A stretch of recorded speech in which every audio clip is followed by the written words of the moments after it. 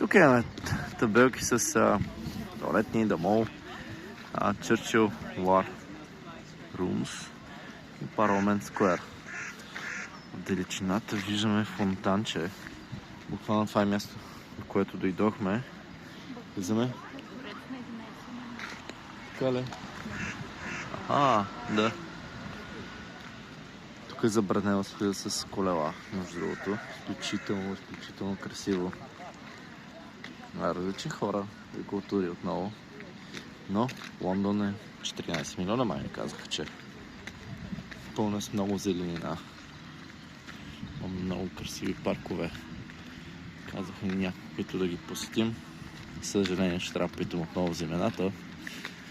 Хайграунд парк ли, хайтек парк ли, нещо такова беше, някакъв парк с хай започваше, който е задължителен за посещение. Това не сме сигурни кой точно парк е. Споменаха, че наблизо има парк, който казва нещо от сорта Сейнт Джеймсис парк.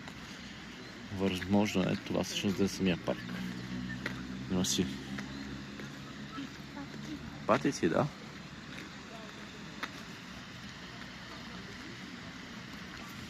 Много красиво фонтанче. Бегачите. Далечината са по-тениски.